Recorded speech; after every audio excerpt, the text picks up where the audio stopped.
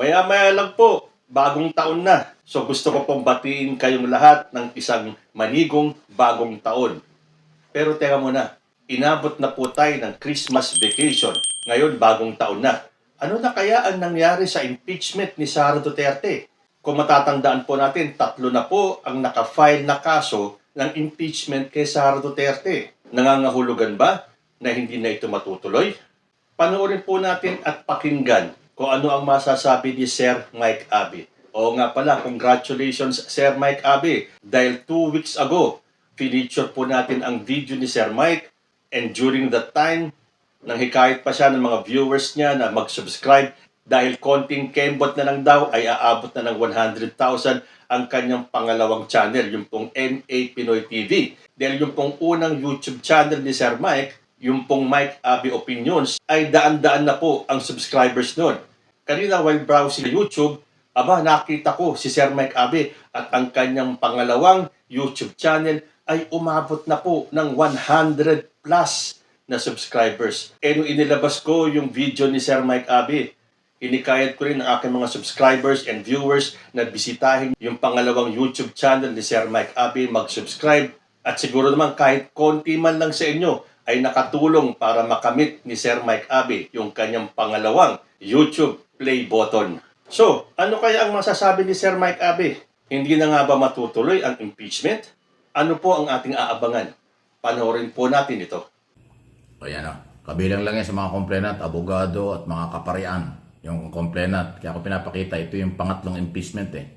Ibalita ko, mayroon yatang pang-apat eh. Ayan o, si Vice President, yan po yung i-impeach. Yan ang gusto nilang i-impeach. Kaya ako pinapakita yan. Ayan. Against Vice President Sara Duterte. Okay? Sa maraming mga kaso. Well, ito nga pong impeachment, matindi ito. Meron po akong inside story, pero hindi ko muna i-reveal kung sino po yung mga sources natin dyan, siyempre, sa Kongreso. Dahil nakareses ngayon, Christmas vacation, kaya nakareses. Babalik sila sa second week ng January 2025, 12 o 13. Doon sa natitirang ilang araw pa, bago tuluyan nilang tapusin ang 19th Congress para paghandaan yung eleksyon at yung kampanya at eleksyon sa Mayo.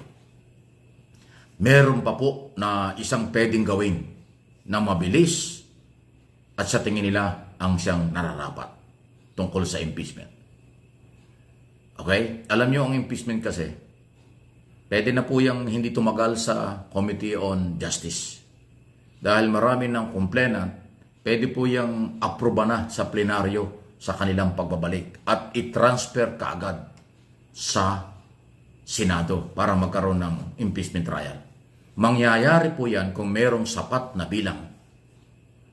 Majority ng mga senador o ng mga congressman ay pumirma, halimbawa isang resolusyon o isang endorsement ng article of impeachment sa Senado, approve yan. Mabilis na mabilis po yan. Kung ano, kung tandaan nyo, nung panahon ni Senador, Congressman naging Speaker, Manny Villar, yung article of impeachment against Erap Estrada, no, siya ang presidente, napakabilis. Ilang hearing lang sa committee. Agad meron na palang enough signature at binasa sa plenaryo hanggang tuluyang may transfer sa Senado sa mataas na kapulungan ng impeachment court, ang impeachment article of impeachment. Nagtuloy ng hearing. Ito ang pwede rin mangyari. At ngayon, ito yung bago. Ngayon, meron na pong umiikot. Siyempre, hindi aamin yan. Hindi naman nila aaminin ngayon yan. Meron na pong umiikot na yan ang topic. Umiikot para makuha na ang enough number mula sa mga congressman. Kahit naka-recess.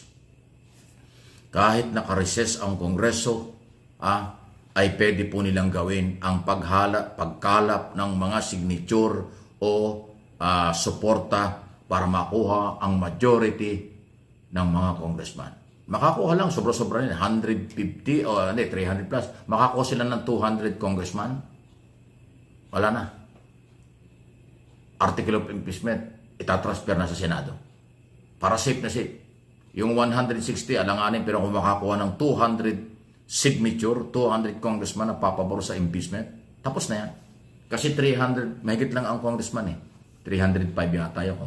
So, ang 50% yan mga 153. Makakuha ng 200, enough na yun. Sobra-sobra na yun. Pag nakakuha ng 200 vote,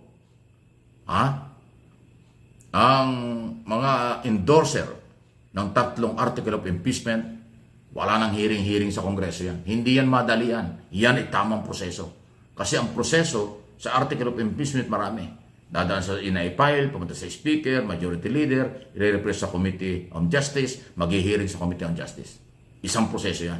Pero meron namang isang proseso na kapag na-file ang impeachment, nakarating sa Speaker of the House, kumalap na ng sapat na lahat sa sapat na signature, yung 200 vote signature na pumapapuro sa impeachment, sa plenaryo na ang topic niyan.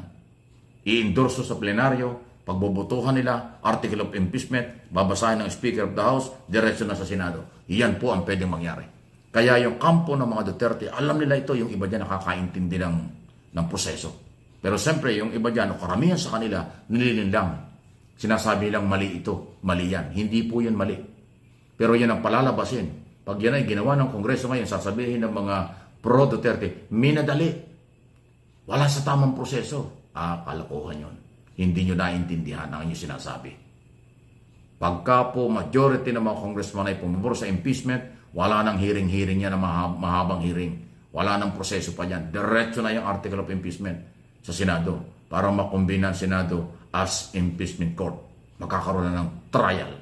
Total, yun, alam niyo kung bakit pwedeng mangyari yan? Kasi inamin na ng mga Duterte. Inamin na ni Sara, welcome sa kanyang impeachment. Nakahanda na ang kanyang mga abogado. Ang gusto nga niyang abogadong isa pa o nabubolunteer si Digong Duterte, ang kanyang ama. Hindi ko alam kung pwede. So pag sinabi ni Sara na welcome sa kanya, okay lang pala Di ba? Haharapin niya. At katunayan, sa last statement niya bago nagpasko or tama, sabi niya, handa na ang kanyang mga abogado. Di ba? Bakit kayo mga Duterte supporters umaangal ngayon? Kaya walang gagawin ngayon ng Kongreso kung hindi i-transfer na sa Senado ang article of impeachment na ito para magkaroon ng trial. Kasi yun ang gusto ni Sara. Harapin niya ang trial. Hindi niya tatakasan. Di napakaganda yung trial. Yun ang proseso. So hindi na kailangan patagalin o hindi na kailangan mabinbin ito. Kaya nga po yung sinasabi ko na meron na pong umiikot. Siyempre, pag inap na yung number, puputok na lang bigla yan sa kailang pagbabalik sa 12 o 13 ng January. Hindi naman i-expose nila ngayon yan Kung meron naman, wala namang aamin yan Kaya, yung biglaan po kasi yung pag-approve sa plenaryo. Pag-resume nila, halimbawa, January 13, nag-resume sila. Biglang may tumayo doon, nag-sponsor tungkol sa impeachment ni Sara. Tapos merong enough number. Tapos meron palang signature nga. Walang magagawa ang speaker dyan kung hindi i-endorso. Kasi pag majority decision sa plenaryo, majority ng mga congressman ay pumabor sa isang topic, walang gagawin ang speaker kung hindi aproban yan. Kasi ang trabaho ng speaker, mag-preside lang. Panindigan ang rule, ang kanilang policy, tapos pag naaayon sa rules nila, at nag-suggest ang majority na yun ang gusto nila, a-aproban ng speaker. At pag in-approve ng speaker yan, article of impeachment, tuloy-tuloy na yan sa Senado. Kaya, yung sinabi ni Sara Duterte na welcome sa kanyang impeachment, haharapin niya, handa na kanyang mga abogado, huwag na kayong magulat, mga Duterte supporters, huwag kayong magbulag-bulagan. Pwedeng mangyari ang trial. Hindi pa tapos ang 19th Congress. Baka hindi nila kasi inasikaso itong bago nag-recess kasi nakapokus sila sa budget. Nandun ang panahon nila sa pag-approve ng budget. Ngayon nga hindi pa nga tapos yan. January, wala na silang gagawin. Open close na lang yan 3 araw na lang yata o 4 na araw na lang. Pero pag nagawa yung article of impeachment at na-transfer sa Senado, mapipilitan ng Senado na sila ay mag-trial kahit naka-recess yan. Kasi trabaho nila yon. Huwag nating kalimutan, lagi kong sinasabi, ulitin ko, mandato ng Congressman at Senado ang impeachment kapag may nag-file ay talakayin yan. I-reject nila, karapatan nila yon. Ituloy nila, karapatan nila yon. Pero yung deadma o ibabaliwala, hindi nila trabaho yon. Meron silang paglabag sa ating saligang batas. Kasi mandato nila na talakayin kapag may impeachment. Kung may ebidensya, ituloy. Kung wala, i-dismiss. Yan ang trabaho nila. Pero dahil nga sa betrayal of public trust, graft and corruption, bribery at saka perjury, pagsisinungaling, napakabigat. Yung 5 o 6 ang article of impeachment, sa mga impeachable official. Yung nung ebidensya. Betrayal of public trust, corruption, yan. Isa lang ang hindi nasama nila kasi wala pa naman. Yung treason, pagtataksil sa bayan. Hindi kasama yan kasi wala namang ganon. Pero yung betrayal of public trust, napakabigat po niyan. Maniwala kayo. So inuulit ko, may mangyayari pa. Hindi pa po tapos ang impeachment ni Sara Duterte. Baka ho sa pagbabalik na January, diyan natin masaksiyan. Pwede nilang aminin o hindi, pero meron na pong matinding pagkilos kahit na kareses. Kailangan nilang aksyonan ang kaso against Duterte or impeachment against Sara Duterte. Please like, share para maintindihan ninyo. Diyan lang po kayo at hindi ko pakakawalan. Maraming mga issue rito sa ating bansa. Kahit na ano yan, sa gobyerno, sa anti-government, babalitan natin yan. Huwag kayo magpalinlang, magpapaniwala sa mga propaganda ng iba dyan. Marami hong propagandista ngayon. Sa kung magkaano usapan nila, hindi ko alam. Matutuloy na ba ang impeachment ni Sara Duterte sa 2025? Again, Happy New Year po sa inyong lahat at ingat-ingat po sa mga paputok ha. Better safe than sorry. Kayo po, ano ang masasabi ninyo? Comment lang po down below at magbabalik ang usapang Tito Manny. Diyos ti Agnila.